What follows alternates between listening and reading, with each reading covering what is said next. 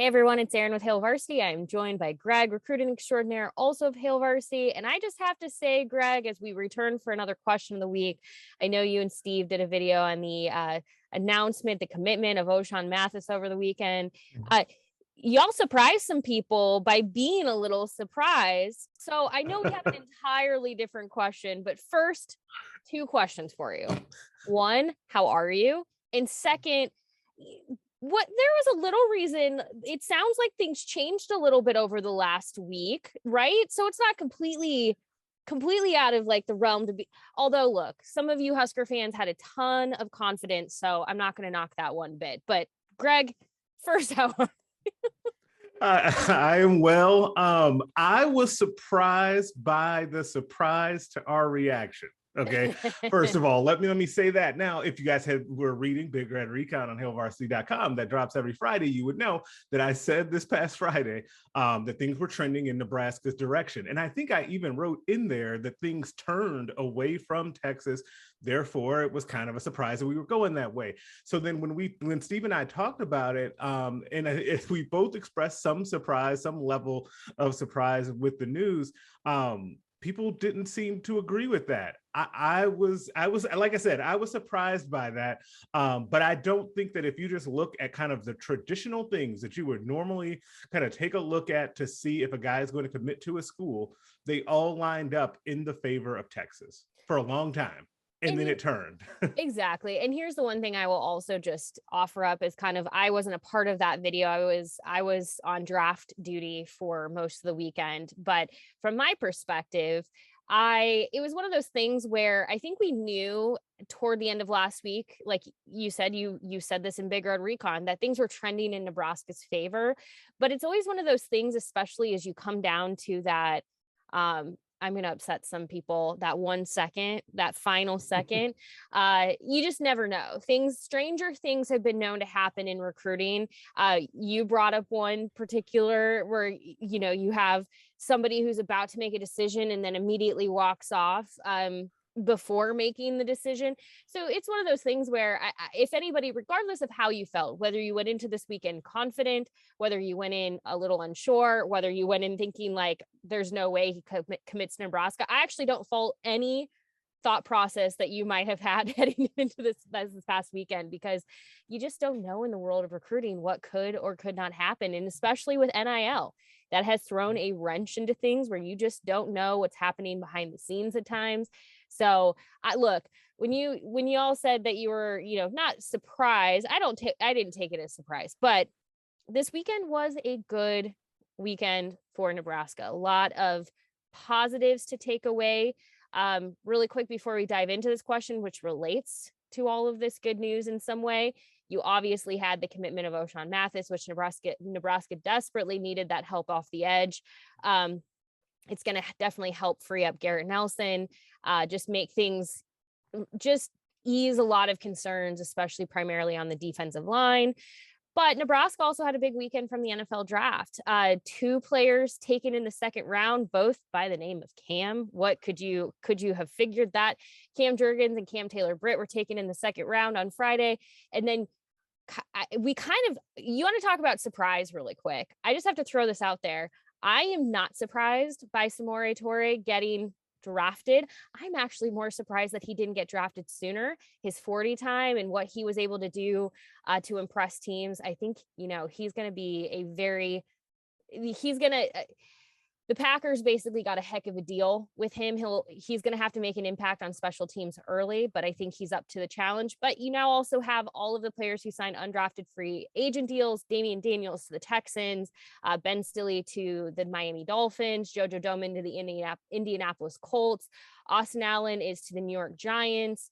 Who am I forgetting?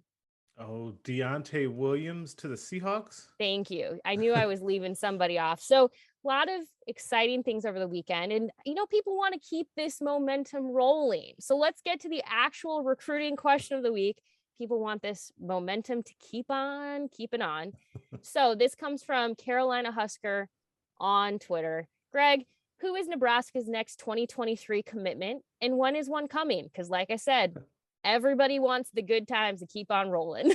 Yes, they definitely do. It's always funny. We joke sometimes about in recruiting, like everybody is always really excited about the good news that happens in the moment.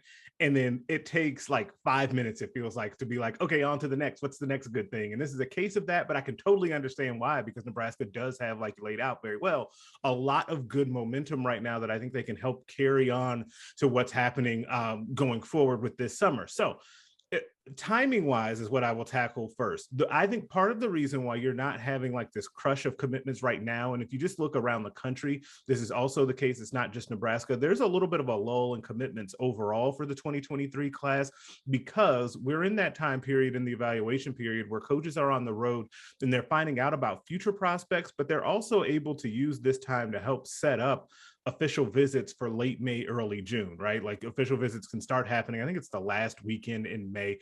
Nebraska, well, the second to last weekend in May. Nebraska has one scheduled for May 20th with Caden Green. So because of that, guys, I think, are waiting to take at least a visit or two in the summer to then commit. I think you'll see a huge wave of commitments coming up after guys have a couple of weekends of official visits coming up this summer. So I think that's why you're not seeing people commit right now.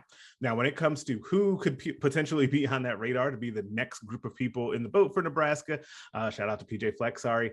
Brock Knutson, the Scottsbluff offensive lineman that recently picked up an offer from Nebraska, is one to keep an eye on. I think Nebraska is high on his list, and with them coming through with an offer, they're having a battle with Iowa State, but I think that they're in a good position there.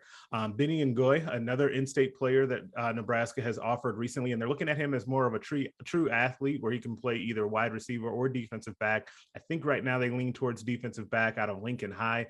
He's another guy that I could see committing to Nebraska sometime early this summer if things go well. And there's a couple of out-of-state players to keep an eye on too. Riley Van Poppel is a defensive lineman out of Texas, where always it seems like defensive lineman has been a real focus here for this class. He's definitely one to watch. He just got a Michigan offer here recently, but I do think Nebraska is already off to a really strong position. And another player I'll give you, wide receiver out of Missouri, Joshua Manning, who we had here on this YouTube channel in an interview after his spring game visit. And he could not have been more complimentary about the atmosphere at Nebraska and his relationship with Mickey Joseph. I think that Josh Manning is another kid to watch out for too. Yeah, it's definitely a quiet time. And by quiet, like, don't confuse that with like the quiet period of recruiting. It's just we're kind of at a lull. We're at a point where spring football, spring games have come to an end for the most part. I don't believe there's anybody that still has, but I shouldn't say that. Watch like one random school is like this weekend or something. But we're coming to the end of spring football, getting ready for summer conditioning and fall camp.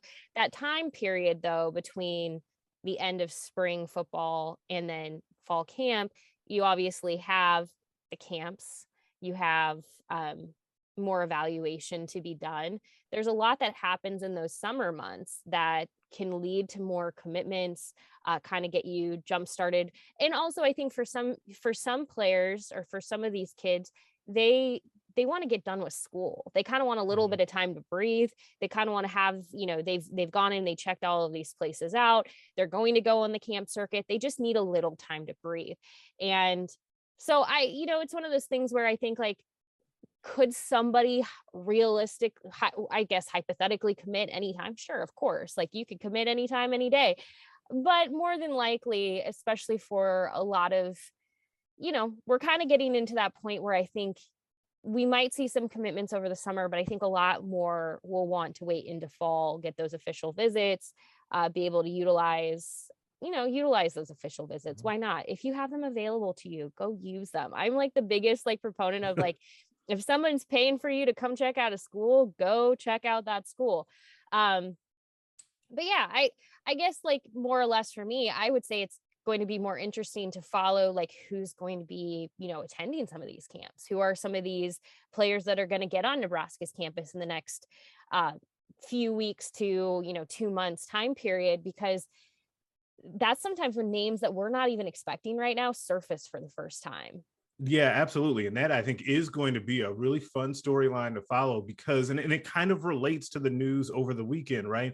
And that I wonder if Nebraska is able, hi, Kim, if Those Nebraska, commits are blowing you up. yeah, no, that would be funny actually if that was happening. No, so that is my 5 star that texted me. So if you actually have like Nebraska able to reshuffle their board or get involved with some other kids that they maybe didn't have a great chance with before this weekend or before all of the news that has recently happened, because Nebraska being in the news this weekend a lot for getting NFL draft picks and the O'Shawn Mathis deal, and as him being a big time recruit, and with that being so heavily tied to NIL, it basically is a one big advertisement for Nebraska football, right? So can they parlay any of that into getting on the radar of a prospect or two that they weren't before and can get them on campus now to maybe check things out? Like that's where I'm with you in that we may see a couple of people pop up on campus this summer that we had no idea Nebraska was actually had a really good chance with. It's like you said, it's always one of those things where whenever good news happens, people get really excited and then they're like, okay, what's next? And with recruiting, it can be a little bit hard. This recruiting season is going to be a little bit interesting too, because I think a number of prospects are going to be curious to see how Nebraska does this season. They want to see what happens. I think a lot of people really do understand the expectations that are on Scott Frost and this staff.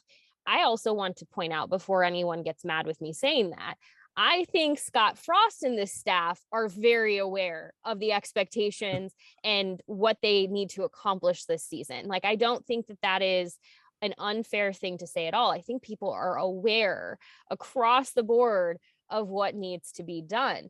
There is a reason that he agreed to a lower buyout that basically goes into effect what would have essentially October 1st. It would have originally been like, the 6th game into the season, but with a little bit of change in the Big Ten schedule, it's a little bit different now.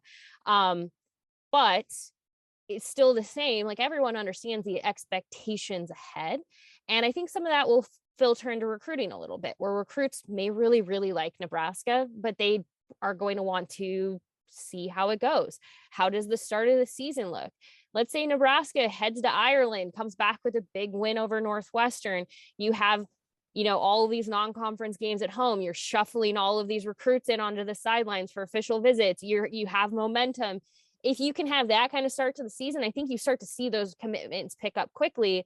If things, say, don't start as strongly, you're probably going to see some players waiting because they're going to want to know what's going on, what's happening.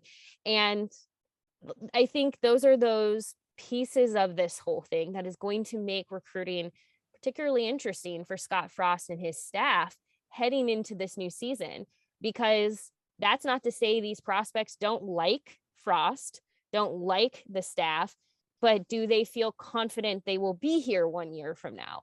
Those are the questions that recruits are going to have that cannot be answered today or even 3 months from now. They will have a better idea as the season goes on. So I think it's going to be one of those things where people might have this question for a while. When's the next commitment coming? When is this happening? And right now, this 2023 class, in my opinion, is going to have some patience. It definitely is. I agree with that. But I also think that what's funny is what you're saying about the recruits waiting and kind of seeing what happens with the season. That also goes for the team too, right? Like, there's a gamble that Nebraska could take on that too, right? So they could decide, hey, we're going to hold off on taking some of these commitments on the chance that we start the season hot, and then we can get into the living rooms of even higher prospects, right? Like, there's also that risk that you have to take too, which further complicates the whole situation too. It is just one of those things where a lot of unknowns, a lot of uncertainty. You kind of have to just roll with the punches a little bit. This is one where you kind of just have to take it each day for what it might be. And that, for the record, I want to just point out to Carolina Husker, your question is not a bad question at all. We are not saying that. I'm just saying that it's always very much like one commit comes and it's almost like, okay, who's next? And this might not be quite like that for this recruiting class. It may actually be a little bit of a wait and see game where people want to see, what does 2022, this fall look like before they make any decisions, which you're right, Greg. also falls on this staff and the decisions they make. Do they wait? Do they take it easy? Because then it becomes a question of, do you end up having another recruiting class that relies really heavily on the portal or last minute additions because you've waited? Right. There's a lot of moving pieces here. So the best I can offer is settle in. It's going to be a fun 2023 recruiting class, or compiling it, but don't worry, Greg will have you covered the entire way. I absolutely will. And one name that I forgot, like somehow, and I know someone's going to yell at me for not mentioning this, Maverick Noonan would be another player that would be on the radar to commit this summer, just because also I know that he wants to enroll early. And so I think Nebraska and Stanford is who that may end up coming down to, but I could see him committing this summer as well. That's going to be another piece. Keep an eye on those players who plan to, who want to arrive early. They want to enroll early. That's what my brain just like could not process that for a moment. That also puts a wrench into things too, because as they're trying to figure out what makes the most sense, they may have to commit much earlier, and they're going to have to make decisions based on the information that they have today. And that's just what it is. So it's going to be fun. It's going to be wild. It's going to be a lot of things. But if you want to keep up with it, you can always head to hailvarsity.com and read the recruiting notebook, which goes live Sunday through Thursday, 6 p.m. Central, again at hailvarsity.com.